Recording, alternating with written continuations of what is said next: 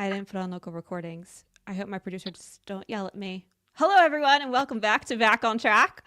Um, oh, fun things about going live and the technical errors you make. It's all good. We will make it happen, and it'll be just as glorious and clips and all of the things. Um, amazing. Amazing. It's Thursday, y'all. It's been a week, and I'm here for it. Oh, today is going to be an amazing conversation. Before we get into it, a little bit about our sponsor, MKG Marketing, who makes this possible. We're a B2B digital marketing agency, paid media and search, SEO, plus the newer stuff everyone's arguing about, AEO and GEO, getting your brand to show up where buyers ask AI a question instead of typing it into Google. It's nice to have variety. I saw somebody say that today. I was like, that's so true. We don't have to just Google it anymore. We have options. Yeah. We do it for B2B tech and SaaS companies with lean marketing teams, the ones who don't have time to figure out whether the AI hype is really while they're also trying to hit pipeline. It doesn't matter what we call it. We just need to make it happen. Let's do it. Let's get after it, which is exactly what Chris and I are going to actually talk about today, the AI hype. And we're going to address the big, giant, technicolored elephant in the room, and we're going to waste no time doing it. So, Chris, welcome to the show. I am very, very excited and very, very happy to be here, especially since I love that you picked up on my technicolored elephant in the room I did. reference. I'm taking zero credit for that. No. You can coin it. That's yours. No, it was beautiful how you said that right before we started. And I was like, well, that's happening. Yeah. I think sure. I think it's because one, it's changing so fast, and there's so many facets to AI. I mean, you're using AI now to help create content, create video, to do marketing research, to see how you can augment yourself against the competitors, design graphics. I've been designing graphics since I was 12, and I still have some of my really good buddies and mentors. They give me the eye, but I tell them, like, listen, I get the baseline, and then I bring it into Photoshop, and then I kind of, augment it a little bit. And I don't know, for me, it's a great tool, and I don't think anybody should shy away from it. But that's the thing, right? Is that it's a great tool in Mm-hmm. the hands of people who know what to do with it. And I think Correct. that's where it's getting convoluted, and a lot of AI slap is sort of entering the realm and making it very noisy. It's kind of, like around the early 2000s when I was in college, and you had everybody who bought a DSLR camera, and all of a sudden they're a photographer. And one of my dear friends, Kim Fetro, actually went to school to become a photographer. You as well. And so the one thing that I understood, just because of my design eye, is I'm like, yeah, you can take high quality images. Doesn't mean you're taking great photos. What's your, the rule of thirds, and how are you framing things? And so AI is very much similar, because you need to know what good looks like. You need to know what bad looks like. And ultimately, it's like the other analogy I use is anybody can pick up a hammer. It doesn't mean you're qualified to build a house. So you're only as good as the tool is only as good as the person wielding the tool. It's true. Those are great analogies. I could talk about the photography one all day. I grew up in the dark room, and had my professors senior year actually kicked me out and were like, I know you want to do this in the dark room, but these images need to be like really big, and you need to print them on like a beautiful textured paper, because I had done my thesis was taking books and turning the pages into landscapes based off of what the words were saying. Oh, And I that's did cool. it with a 4x5 camera where you could like throw things out of focus. Oh yeah. And so I still got to live in the darkroom and develop the film, which was wonderful. But then I scanned all the film in, so I was still working with film, which was good. I scanned the film in, and then I blew them up. They were like nothing an enlarger could do easily. And then the paper was a matte paper, like a book, like the paper of a book. And so totally changed the dynamic. But like that's same with AI in the realm of like, how does AI help you make something you couldn't have done before, or make it better than it ever could have been, because it's in the hands of somebody who knows what they're doing, and they can think beyond what the medium initially gave them. I think, yeah, let's keep the, sorry, let's keep double clicking into this because it's something. It was actually an ad I saw on LinkedIn yesterday where I don't know if they're calling it the human revolution. They're revolting against AI, but they had two images of a ballerina. One actually was a real ballerina. The other one was the exact same ballerina, but done in AI. Now you could tell by looking in the audience because they were all looking forward. Everybody was very uniform. Basically, it was if, in my opinion, T2, James Cameron's T2, where everybody is the exact same. Which, by the way, it came out 35 years ago this summer. Which, Wow. for some of you, actually remember when it came out. That's how old you are now. But Ouch. I totally, I'm Feel bad. 45, so yeah, I was I 10, just feel like bad. begging my parents to watch an R-rated movie.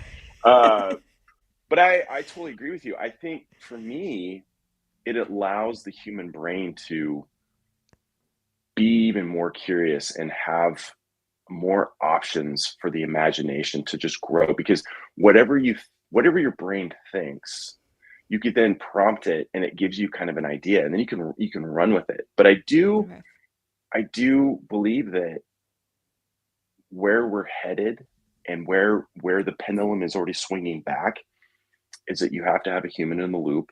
You should have a human in the loop, and that's ultimately why we're building these things is to scale ourselves up faster, not necessarily to replace humans. That was the biggest thing when all this started coming out in what, November of 20, no, 22, 23, I can't remember. 22, 23, yeah.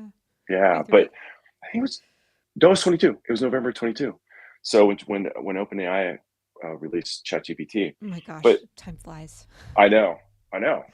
But everybody was like, "Oh, how can we become more profitable? And what can we do? Where, And I called it out too. I'm like, a lot of SEO agencies are going to go the way of the dodo, which was sad, but also too a lot of modern day business. There's ebbs and flows. But the thing is, a lot of these SEO agencies, like yourself, they evolved.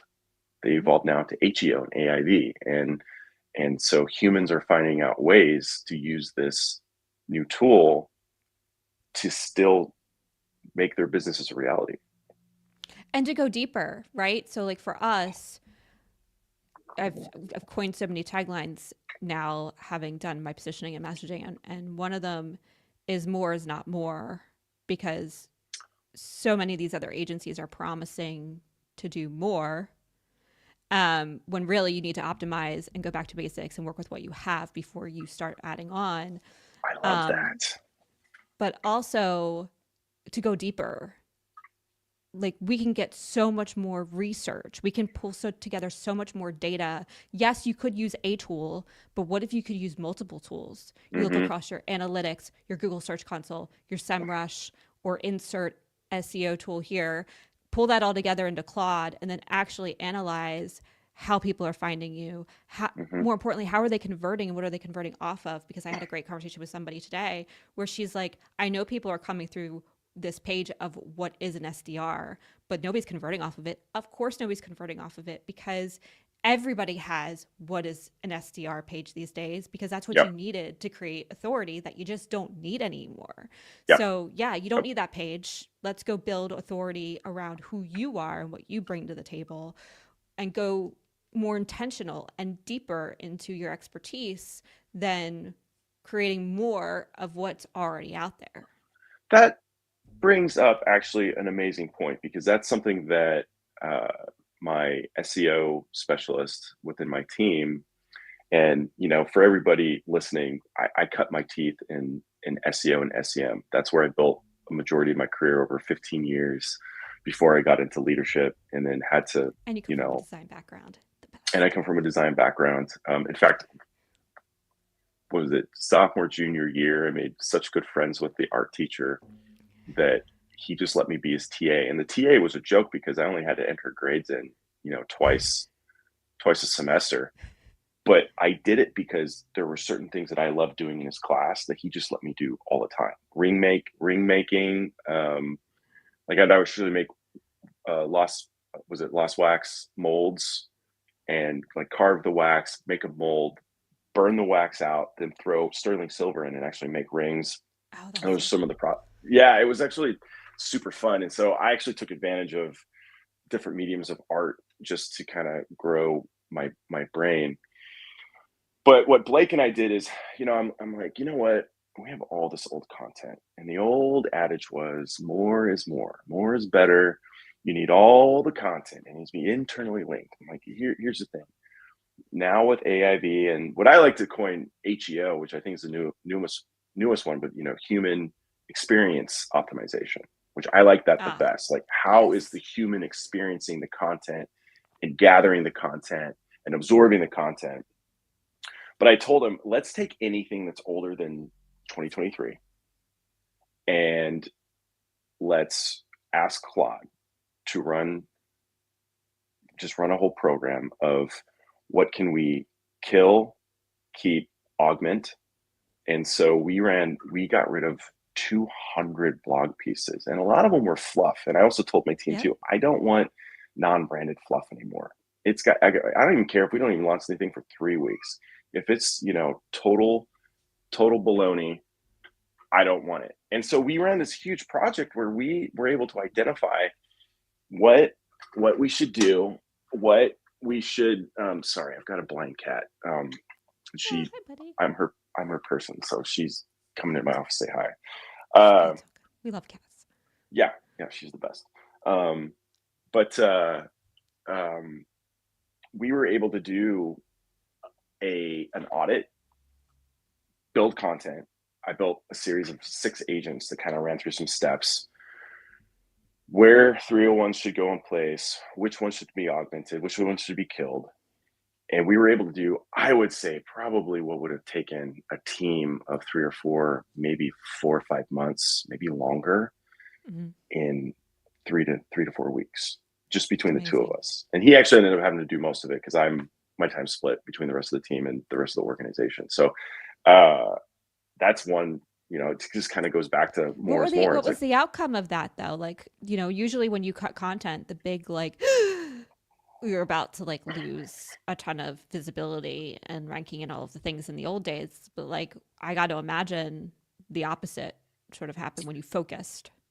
it's Carrie. It's so funny. Our SEMrush AIV score keeps going down. One thing we have searched is that the entire EHS the whole environmental health and safety software platform industry is sliding down big time from an AIV. So it's not just us; everybody's sliding down. So we're still sliding down there. But I told Blake that in my experience with all my years doing SEO, there's usually a huge crash before things equalize and you start to climb. Now, in my data studio uh, dashboard that I built just to track our traffic, because we're a HubSpot house, and HubSpot and GA4 track things totally different. Yeah. So you're making a face. So yeah. Yeah. So, but the crazy thing is, we're up like 100% in traffic. Now, I've been able to cut a ton of bots out of it, or you try to get same, and my team's going to listen to this and like, you did, and that's what I've been doing at night. So I think it's working, but only time will tell from a SEMrush and some of these other tools that we can use to monitor it. What I told Blake is, you've been in augmentation creation hell for a month. Let's go do some fun projects. Let's get some fun projects for you to do. Then let's run some new reports after things have settled out and see where we It are. needs So time to settle down. Totally. 100%, 100%. So I'll follow up with you and let We'll you know how circle it back. goes. Yeah. I do want to know though, because in our prep call a few weeks ago, you did mention that while traffic was down, conversions were holding. Yeah. Is that still your traffic's up now? But is that still the case? Is your Well, when we had the prep call, I was only looking after HubSpot data. And so this week, actually, in our growth meeting, we have a weekly growth meeting. It was out one of the books I read. I can't remember, but we have a weekly growth meeting where I have our demand generation, my marketing operations manager, and then our SEO professional. The 4 of us get together and we talk of what did we do, where did we go, what did we experiment with, What do we need to stop doing? What do we need to be doing more of? This was the first time that I'd gone in a data studio in a while. And so I looked at the last 30 days, traffic was going down. Well, that's because we started having huge spikes in May. So from January to June, we were actually up over 100% from where we were. So now I've got the team digging into the why. Now, if we were to go back to our prep call and just comparing from HubSpot to HubSpot, yes, traffic has been falling probably 5 to 10% month over month. That's the norm over the rest of we're private equity backed, but over all the other portcos, that's the same thing too, where everybody's falling. And that's why we're trying to get really ahead of the game from an AIV perspective. But conversions are maintaining. We've launched Hockey Stack to do a lot more attribution tracking. And for the most part, we're getting better quality leads because the content is better. And whereas it may not be a direct correlation of an LLM is pulling us up and then people are being directed straight to the website, it is where they're doing a lot of their research and then maybe they're going ehsinsight.com straight into the URL in the browser and then going directly to the website and then doing their due diligence and then, saying they want a free trial or request a quote. Are you on your forums? Do you have that lovely little box that says, "How did you find us?" And do you have it open and ended? No, because I'm a big attribution guy.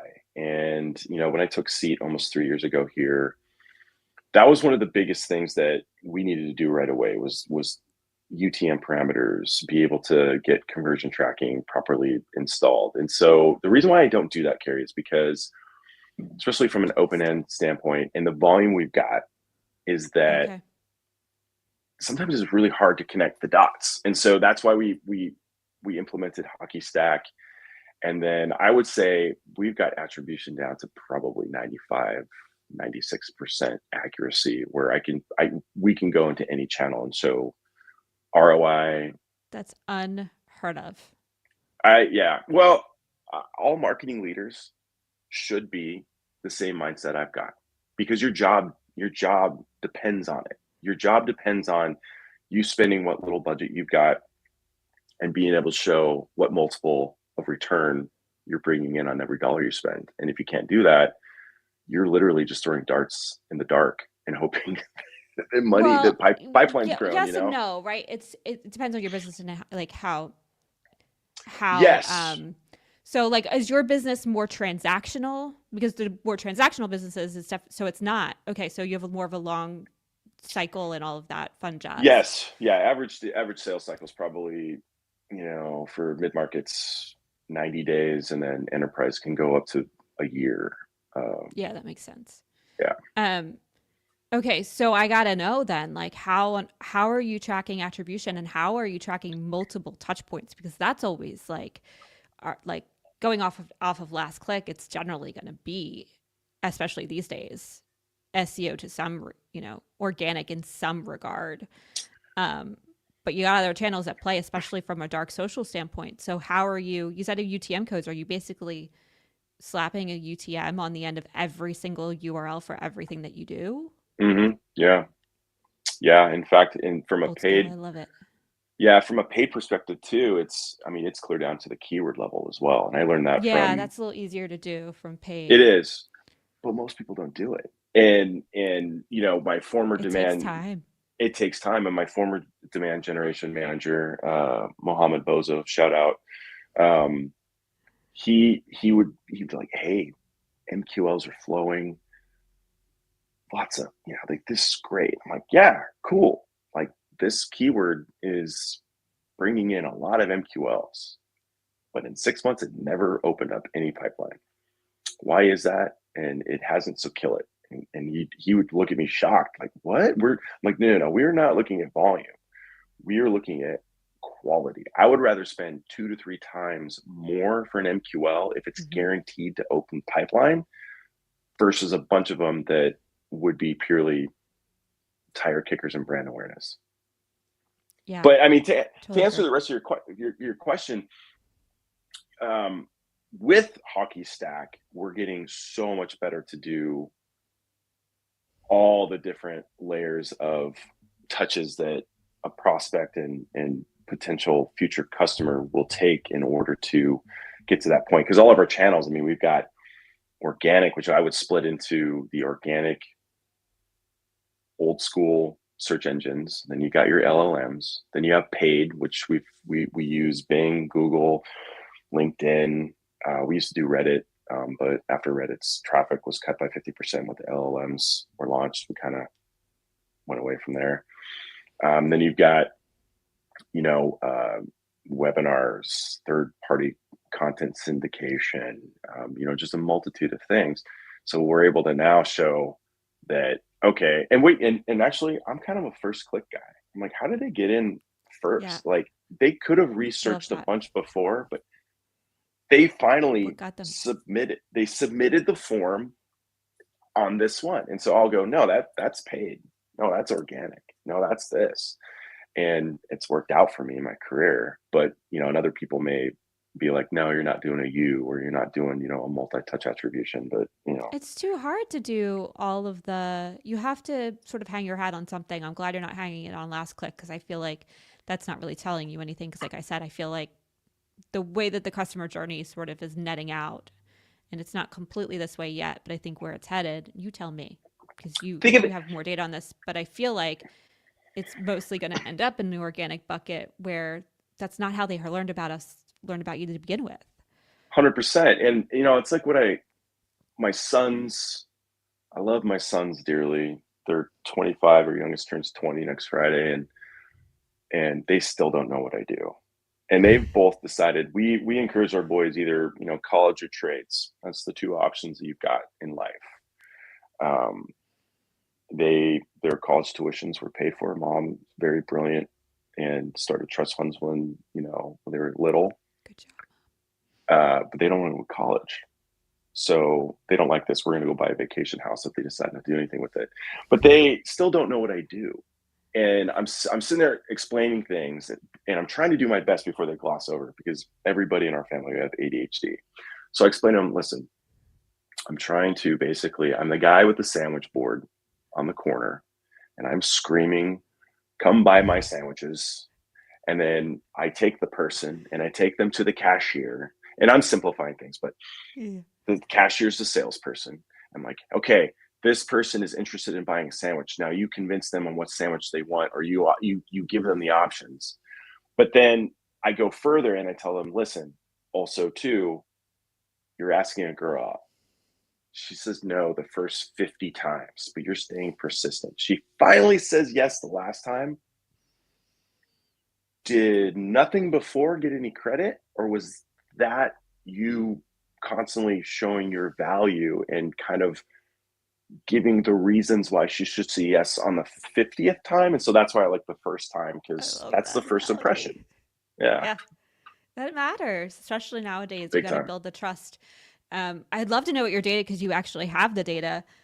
I mean, Dream Data did this ages ago where they discovered it was like 18 months from first impression to booking a call. I think Sixth Sense also proved that it's like three vendors are decided upon the minute they book that sales call. I would say now that vendors decided on before they even come to your website, Yeah, yeah, right? yeah, yeah. I would totally agree. And actually, I forgot one channel too. We run ABM, because I started running ABM when no one knew what ABM was. We started working with Terminus 6 years ago, and I know, you know, Sixth Sense and Demand, or a Demand Base, or Demand Mm-hmm. Base. Yeah, they were Yep, before that, demand but based terminus and those are the three. I actually use Enrich. Shout out. They're, I think, the best platform out there, especially for your money. But the data, and that's the thing with Hockey Stack, that we started to see some of these things. And also too, everybody's contemplating Hockey Stack, and Hockey Stack, you're not going to like this. It is one of the most difficult platforms I have ever implemented. We had to hire third party to come in and help us. And I'm not a dum dum. I run all the MarTech. I run all the operations. I evaluate the tech. My operations manager and I, and my former operations manager and I, we spent months trying to get this going. And my philosophy is you buy it, you get it going in 2 to 3 weeks. So Yeah, we you get get a the money out of it. baseline. Yeah. And it's hard. And even now, customer service is not great. So if you're listening, Hockey Stack, that's what's up. Uh, What's hard about it?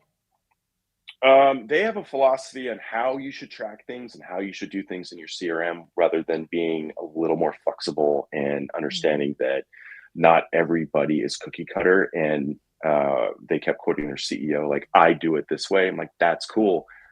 I've been doing this longer than you've been alive. So, not it's not to say that I'm smarter than you, but there are just different ways of being able to do these things. And you need to be a little more flexible. Granted, I think it's growing pains for a fantastic Ferrari platform. We were actually going down between Dream Data and Hockey Stack, and Hockey Stack came in at the 11th hour and cut their price by a bunch because we were signing on with Dream Data. But what we're seeing now is, I mean, there is just a ton of touch points. There's so many more Mm. touch points that we thought, and the buyer's journey is a lot longer. And you're right. By the time they've come to your website and they have made a decision, or they're down to 2 to 3 solution providers that they will actually go with, um, or they'll decide to vet out by that Yeah. time. And so it kind of goes to like with my ABM philosophy as well. With intent scores, if you're not hitting them at, you know, 10 to 18 points, and it varies by industry, it varies by size of company, it varies by a lot of different variables, you're kind of out of the conversation. By the time it hits 40, 50, 60, 70, like they've made the decision or they've got an incumbent and they're validating other ones to maybe get their incumbent to drop price. So anyways, I'm rambling. So Yeah, throwing the no, throwing that's the ball. helpful.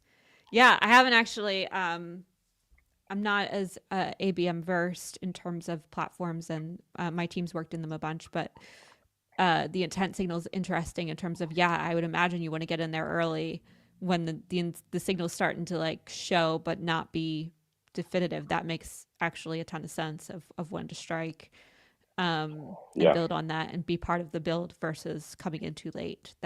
Yeah, that it's makes total sense. we actually just we worked with Enrich to they've gotten a lot better at their QBR level to provide insights and suggestions on how you if you spend this and you reconfigure your campaigns, you could expect XYZ amount of extra pipeline to drop. And then if you're nurturing it properly and you multiply it by your close rate, here's the additional close one ARR that you could have drop into your revenue buckets. We just relaunched it yesterday, and it's kind of similar to what I had ran in my previous lives, but it's also more simplified, and it's more of a 4 stage where you've got hot, in market, cold, and engaged. And those are Makes pretty, sense. yeah, they're pretty self-explanatory. And then we break it down by the top 5 industries that we play well in. And so, Getting yeah. specific. Yes, to all, like, I think this is where certain channels are definitely going to flourish more, because especially ABM being a great example of that. Like, the more it feels like, the more specific you get in terms of your ICP and who you work with and the problem you solve, um, the better you're going to do, because that's what's going to get rewarded right now, Mm-hmm. and not because there's so much noise and everything's so generic Mm-hmm. that I did a big research project that I'm working on for Cyber Marketing Con, and I Cool. looked across multiple verticals within cyber, pulled about 4 to 6 companies within that. And what I found was, my hypothesis was that the big enterprises probably were getting mentioned in LLMs more often Mm-hmm. than smaller startups, because they just have a bigger digital footprint, and AI search rewards you having a lot to say across multiple platforms, especially if your customers are talking about you. But Yeah. turns out that once you get enterprise, your message has been so watered down Hmm. that you're not getting recommended because you just do so much for everyone that they're actually rewarding the smaller companies that are very specific in the problems they solve and who they solve them for, that they're more likely to serve those up versus the incumbents. So I think what you're saying makes a ton of sense in terms of like getting really specific, not just in your message, but also in your ideal customer, and really understanding who you serve and really marrying the message to that, especially now, is just going to Yeah. perform. Yeah, I mean, you're nailing it. I keep mentioning Blake Bauer, who's on my team. His father was my mentor. Still really good friends. I've known Blake since he was 6. He started house sitting for us when he was 16, and then I started mentoring him. And then, he asked me for, uh, he's like, "Hey, if I get a degree in marketing, and I was like, listen, you get a degree in marketing, you keep really good grades, you do these other things, i.e., GA4 certification, get up to snuff with HubSpot, learn SEO." And here's my point. I asked him in these curriculums, what are they teaching you? We both went to Washington State University, go Cougs, and and the 4 Ps are still applicable, but it's still an archaic way of simplifying what marketing has become. Marketing has changed more so probably even in the last 6 months than the last 20 years. And it all comes down to targeting. It's the targeting. It's the targeting and who you're targeting. But the targeting really, I think for me, uh, it encompasses your ICP, the personas were in there, and then where are the personas sitting, where are they reading, where are they looking, and so you could wrap up the 4 Ps right in there. Now the pricing, that's not marketing anymore. That's dictated by product, and perhaps maybe in a multi-level conversation with probably product sales, maybe a little bit of marketing based on their research and what they're seeing the market doing. And like we just really released our MCP connector from our, going back to AI, so we can connect directly to Claude. And that was something of a hot conversation with us where I was like, listen, no one's going to buy it if we charge XYZ. Like, no one's going to do it. Other platforms are giving it away for free. If we're doing an early adopter thing, you got to drop the price. But my point is, targeting. That is the most important thing. If any marketing leader is listening to this could gain anything from our conversation, I would say spend most of your time on ICP and targeting. I'm doing it myself. I sort of said it in my opening, and actually it's shifting right now because we're an iterative company, and I'm just an iterative learner. I get data and I get signals, and then I make changes. And so Good. we've always worked with VPs of marketing who sit in that early stage, not early stage like startup, but in that scale up. Like, okay, they have a thing, and now they need to either go to exit or enterprise, and like we come in and we help them from an SEO and digital ads perspective, bring those channels together and like create the whoosh. And so, I like that. But what I found was whoosh. But what I found was it was even more specific than that in the company size. We actually work with a lot of companies who've been around for a really long time and just really dependent on sales and never really got their marketing act together. Mm. And now they're starting to think about how to actually do marketing to support their sales team. And that's like where we get brought in, which is like an interesting find I had of Yeah. like, okay, I can actually target that. I can look at companies who've been around for a long time, who have stalled, aren't really growing, haven't been growing for a while, and probably need to change. What used to work for them in terms of growth is no longer working. Who are those folks? And so by dialing that in just a little bit further, I'm now able to message them a little bit more intentionally and show case studies about exactly how we've helped companies exactly like theirs start the growth path again to enterprise and exit. And it's just an easier story to tell when you know exactly who you support. And two, I like the call out with VPs. I'm a VP. I've been doing this I'm one of those crazies that actually got a marketing degree from college, It's and unheard then of. it's unheard of. And then all of my other peers that graduated with our marketing degrees, I don't know of one who works in marketing. Um, Kyle went into construction, uh, and then another friend, she's a CRO, but it's a good background to have a marketing background, you know, Definitely. if you're in sales. Um, but when you hit VP level, you probably should have the level of expertise and the um, the experience in the head that I do. And I'm not trying to tout myself. Like I've been in the weeds and I've been grinding it out for 20 years, and I've only been in leadership for 4 or 5 years. So it's been a long haul. Yeah. But I like that you call out VPs, because a lot of times too, you got people that are stubborn and they think they know everything, but in reality, one, they either don't have the team properly set up to do what you can offer, or two, they don't know what they don't know, and what they don't know is they need help.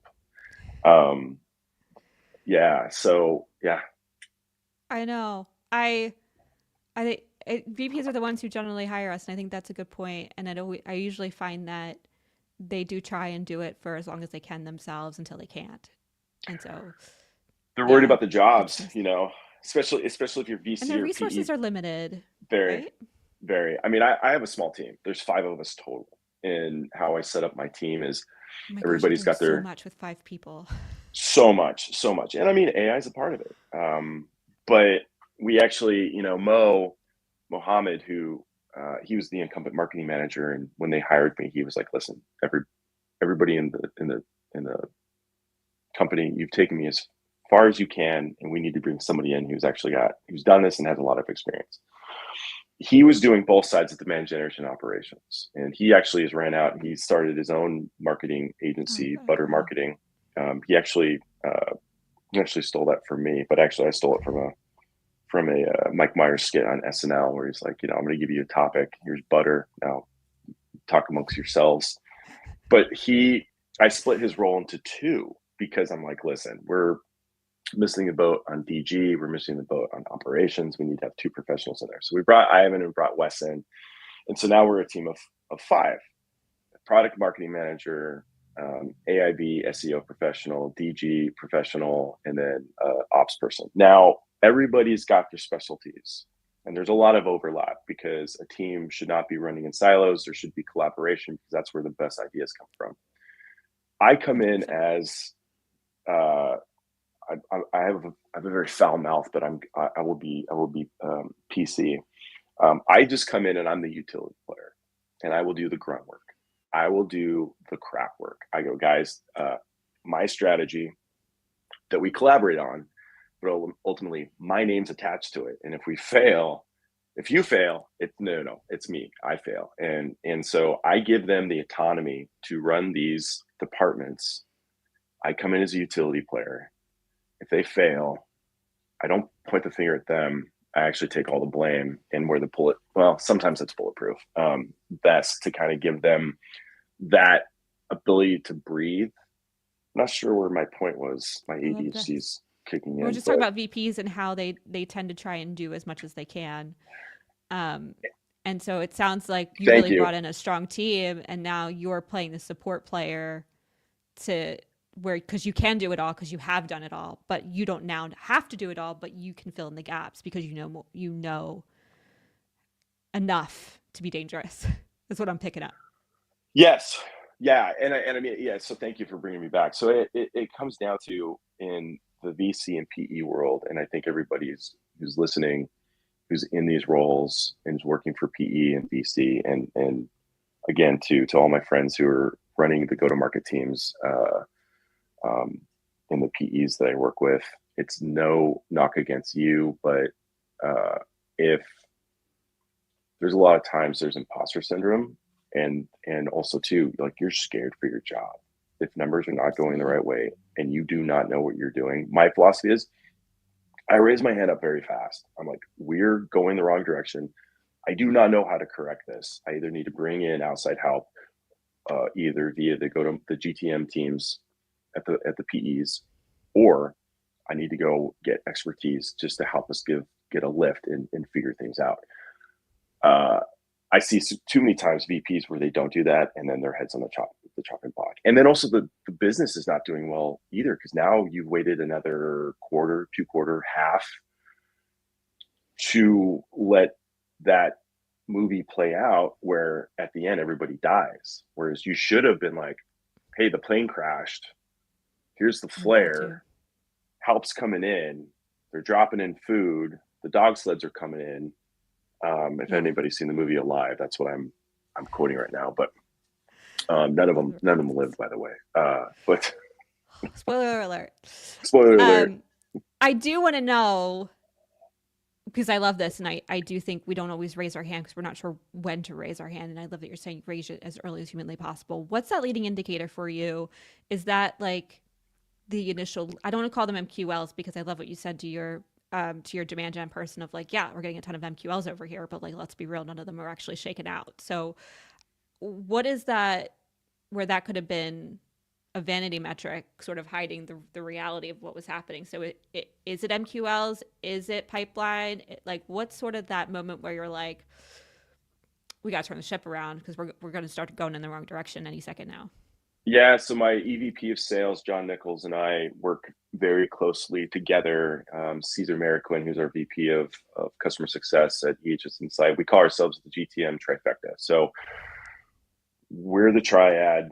We're the leadership of revenue coming in the company, top of funnel, closing the deal, keeping the customer. We pride ourselves that although we do fight like brothers sometimes, we're extremely close, and that's how every revenue team should be in a company. And if you're not like that, you guys should figure it out, because you should be.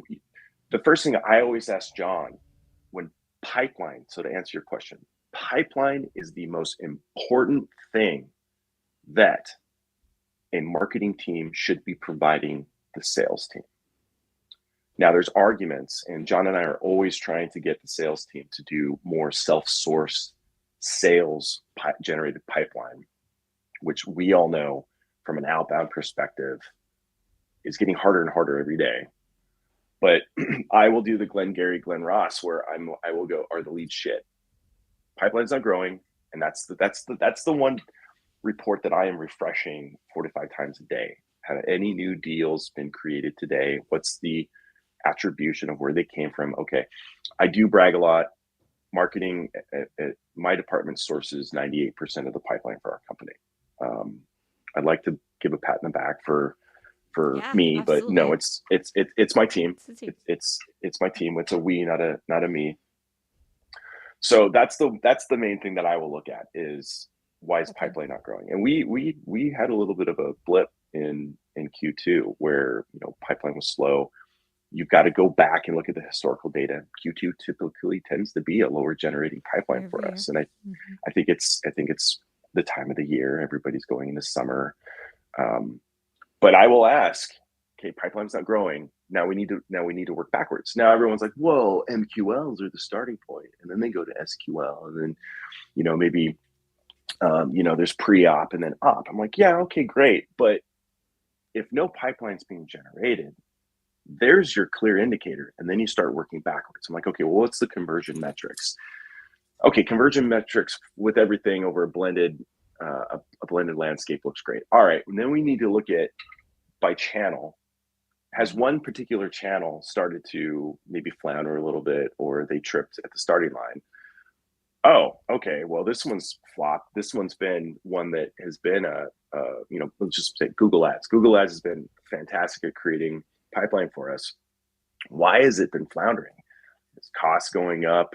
Is it not generating the same quality and quantity that we have in the past? And so, it allows me, if we look at pipeline first, to start unraveling the mystery backwards as it leads back to MQL. So whereas I say MQL is a vanity metric and it's not the most important one, it also is too. So it's kind of a double-edged mystery quandary. It's not where you start though.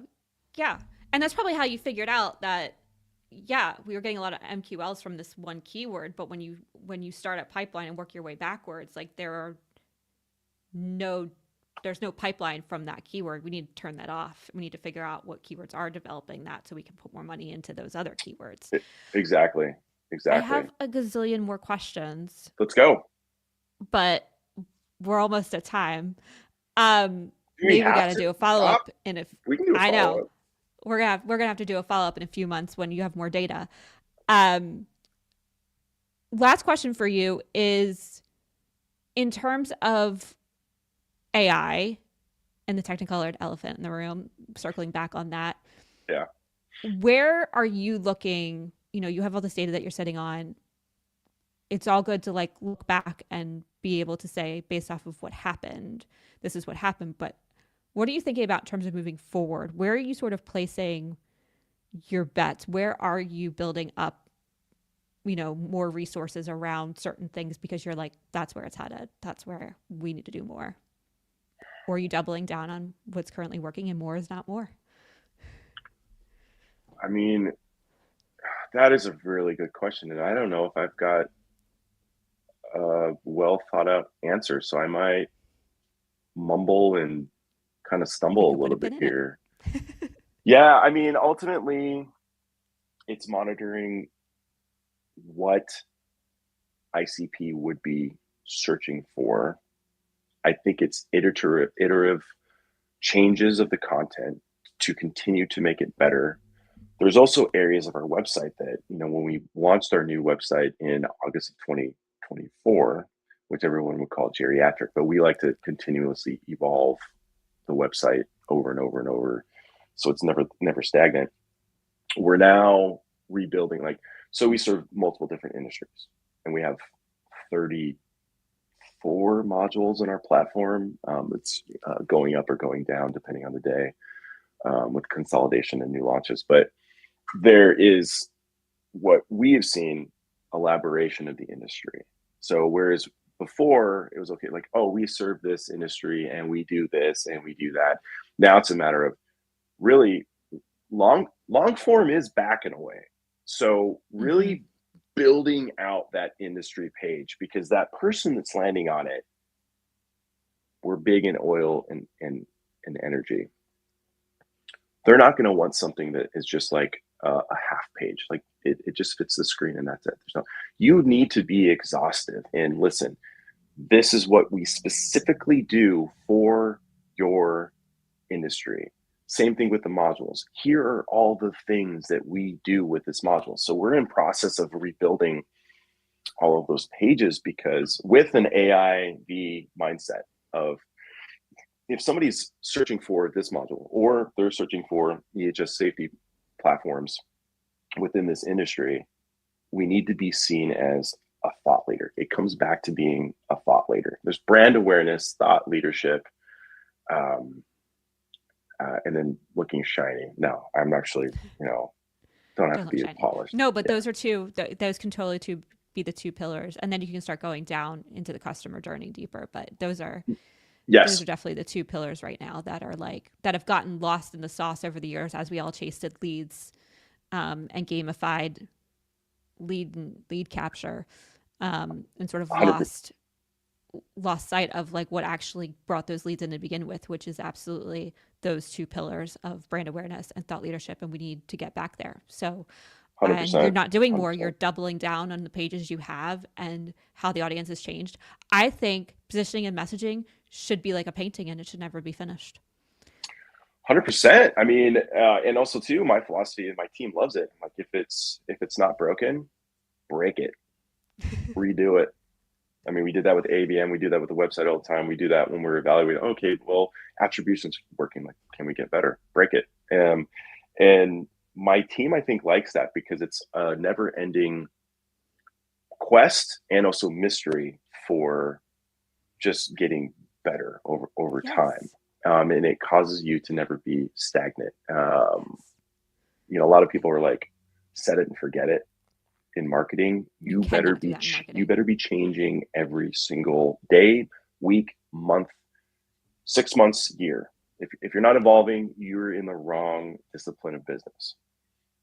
And I think that's the perfect place to wrap this up. I'm so Okay. grateful for this conversation, Chris. Me too. Where can people find you? They want to learn more about you and the company and want to stay in touch.